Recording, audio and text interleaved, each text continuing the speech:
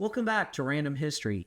I'm your navigator on our journey to explore the little-known events and people that make history such an amazing subject. The events I delve into are probably not the ones you learned about in school. No, these are the ones that when you do hear about them, you're likely to think that they could not possibly be real. But they are.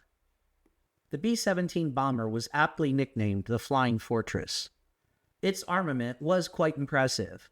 13 50 caliber machine guns spread throughout the airplane and an impressive 12,500-pound bomb capacity. It was quite formidable for 1945. However, the plane had very little protection for its crew. The plane was depressurized because side windows would be removed so the waist guns could be mounted, leaving the crew facing extreme cold at altitude.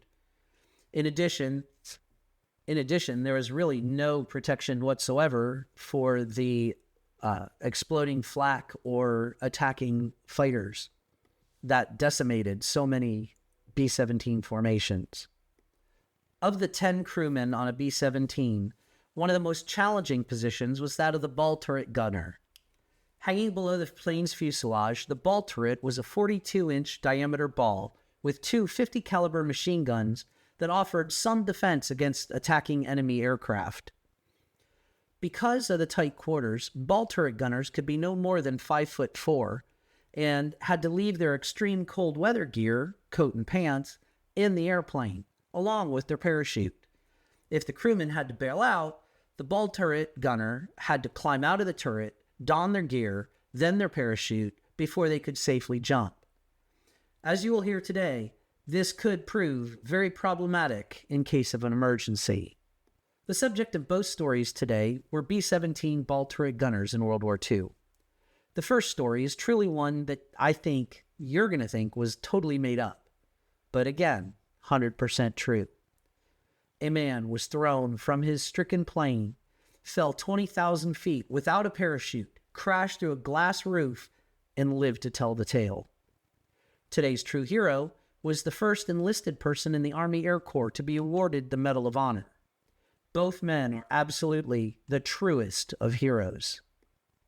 Alan McGee's incredible story of survival during World War II stands out as one of the most remarkable incidents of human endurance and fortune during conflict. Born on 13 January 1919 in Plainfield, New Jersey, McGee served as a turret gunner aboard a B-17 Flying Fortress in the U.S. Army Air Corps. His survival after falling from his plane without a parachute during a bombing run over France remains one of the most extraordinary war stories. McGee grew up during the Great Depression, and like many men of his generation, he was drawn to military service as the U.S. entered World War II following the attack on Pearl Harbor in December of 1941. By this time, the European theater was in full swing, and the need for airmen was growing rapidly. McGee enlisted in the U.S. Army Air Corps in 1942, eager to do his part in defeating the Axis powers. Following basic training, McGee specialized as a ball turret gunner, a perilous position on a B-17 Flying Fortress. The ball turret, located on the underside of the aircraft, was a small spherical compartment housing twin 50 caliber machine guns. The gunner inside was highly vulnerable during a combat because the turret hung below the plane's belly, making it an exposed and dangerous position, particularly in the event of an emergency. Yet, despite these dangers, McGee dutifully carried out his missions. Alan McGee's life would change forever on 3 January 1943. On this day, McGee and his crew embarked on a daylight bombing mission over Saint-Nazaire, France, a strategic Nazi submarine base. The target was crucial to the war effort as German U-boats operating from Saint-Nazaire threatened Allied convoys bringing supplies to Europe. Flying in a formation of B-17 bombers, McGee's crew approached the heavily defended base. Anti-aircraft flak erupted around the bombers, filling the sky with deadly bursts of shrapnel. It was a scene all too familiar with B-17 crews.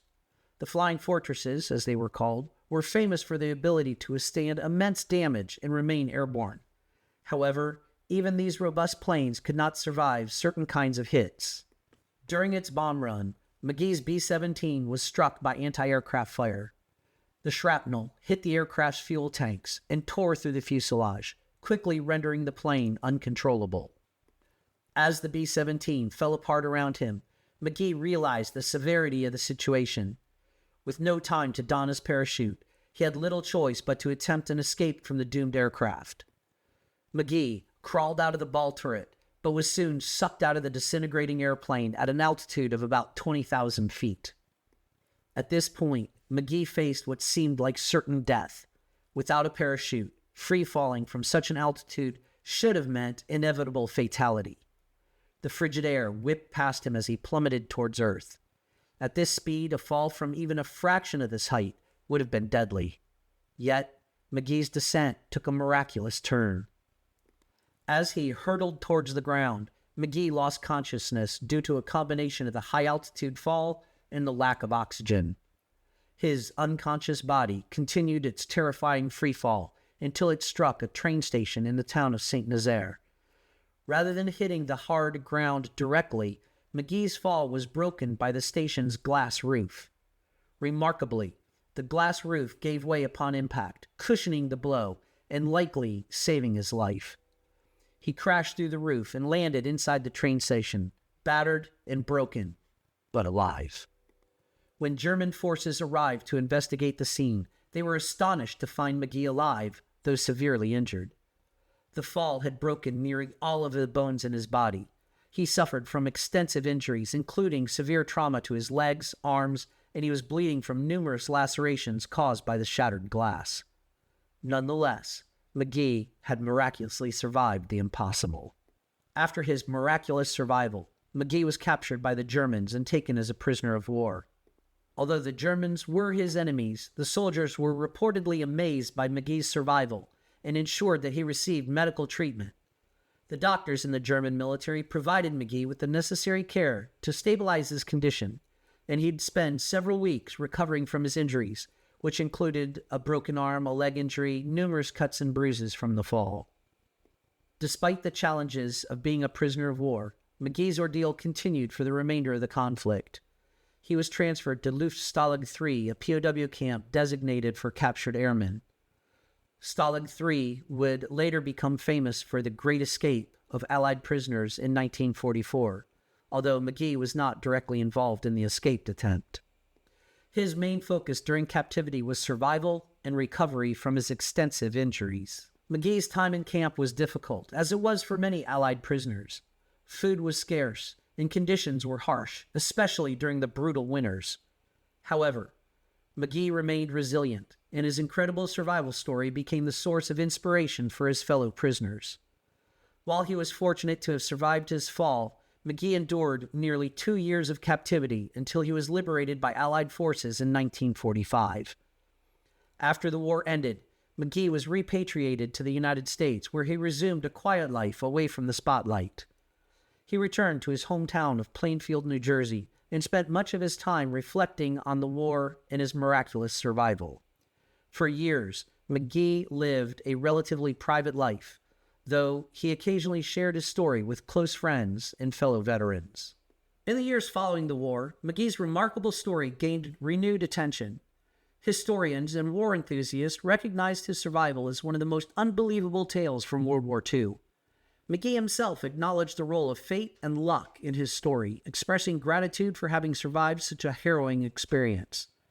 He became a symbol of the indomitable spirit of those who served during World War II, demonstrating that even in the face of seemingly insurmountable odds, survival was possible. McGee eventually settled in northern New Mexico with his wife. He spent his later years enjoying a peaceful life, traveling and spending time with loved ones. Though he did not seek out fame or recognition for his wartime experiences, McGee became a humble hero in the eyes of many. His survival story became part of the rich lore of World War II, illustrating the human capacity for resilience even in the darkest of times. Alan McGee passed away on 20 December 2003 at the age of 84. His legacy as a World War II hero and survivor remains an enduring reminder of the incredible challenges faced by the greatest generation. McGee's survival after a fall from 20,000 feet is often cited as one of the most unbelievable tales of the war, yet it is also a testament to the randomness of survival in combat. McGee's story has been remembered and celebrated in various forms of media. His fall from the B-17 without a parachute was even recognized by the Guinness World Records. It is often compared to other extraordinary wartime survival stories, such as that of British airman Nicholas Aukermaid, who survived a fall from his bomber after his parachute failed, and a Yugoslavian flight attendant, Vesna Volkovic, who holds the record for surviving the highest fall without a parachute at over 33,000 feet after her aircraft was sabotaged in 1972. Historians and aviation enthusiasts have studied McGee's case as an example of the unpredictable nature of war. His story is often recounted in documentaries and books about World War II air combat, serving as a powerful illustration of the dangers faced by airmen in the thin line between life and death during wartime. McGee's incredible journey from the skies above Nazi-occupied France to the German POW camp and ultimately back to freedom speaks to the resilience of the human spirit. Though he never sought to be a hero, Alan McGee's survival story has become an enduring symbol of courage, fortitude, and the unpredictable nature of war. Alan McGee's World War II service and miraculous survival stand as one of the most incredible stories of the conflict. From his dangerous position as a ball turret gunner to his astonishing fall from a B-17 and his subsequent capture and imprisonment, McGee's experiences encapsulate the dangers and unpredictability of aerial combat during the war. His story remains an enduring testament to human resilience and the extraordinary capacity to survive against all odds. One of my older brothers told me this story when I was a little kid. Even as gullible as I was then, I thought that there was no way that that could possibly have happened. Then I read about it in a book on B-17s and had to look into it more. If you listen to the trailer for this podcast, this was one of the stories I teased way back then. I told you it was unbelievable. For today's hero, I chose to keep the ball turret theme going. He was a fairly unlikely hero. In fact, the week of the incident that he won his Medal of Honor, he was actually being punished with KP, or kitchen duty, because he was late to a mission briefing. However, after serving his punishment, he went on his first combat mission, and the rest, as they say, is history.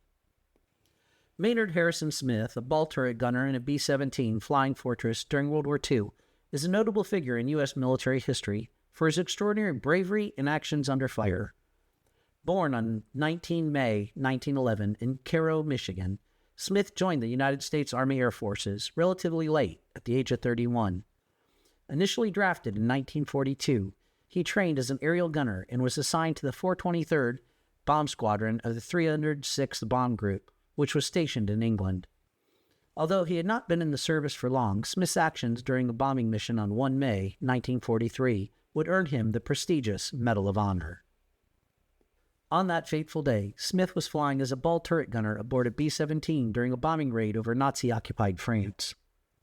The mission, like many others, was fraught with danger as enemy fighters and anti-aircraft artillery, or flak, sought to bring down the bombers. The B-17, known for its robust construction and ability to withstand significant damage, was attacked by German fighters, and it was severely damaged. After releasing their bombs, Smith's plane was hit by enemy fire, which ignited a fire in the fuselage. The situation rapidly deteriorated, and it became clear that the aircraft might not make it back to England. As chaos ensued, the crew faced multiple crises. Some of the crew members were wounded. Others were attempting to fight the fire while trying to control the damaged bomber. Smith, in a position of relative isolation in the ball turret, recognized the seriousness of the situation and took swift action. Without hesitation, he left his ball turret gunner's position to assist his crewmates. He helped to treat the wounded and took up the difficult task of extinguishing the flames, which were spreading rapidly and threatening to detonate the plane's ammunition. Smith, under constant enemy fire, worked tirelessly to keep the fire at bay, using fire extinguishers, his hands, and anything else that would prevent the fire from spreading to critical areas of the aircraft. When the fire extinguishers were all empty, Smith wrapped his hands in cloth and worked to extinguish the flames by hand. He even grabbed burning boxes of .50 caliber ammunition and threw it out of the plane to keep it from going off inside the aircraft. What made Smith's actions particularly remarkable was his tenacity and resolve in the face of extreme peril. As he fought the fire, the B-17 continued to be attacked by the enemy. Despite the aircraft being heavily damaged and still under attack, Smith continued to provide first aid to the wounded and prevent the plane's destruction. His actions were instrumental in saving both the aircraft and the lives of his fellow crew members. The B-17, though heavily damaged, did manage to make it back to its base in England, where Smith's heroism was recognized. For his selfless bravery and extraordinary actions, Maynard Harrison Smith was awarded the Medal of Honor, the highest military decoration awarded by the United States.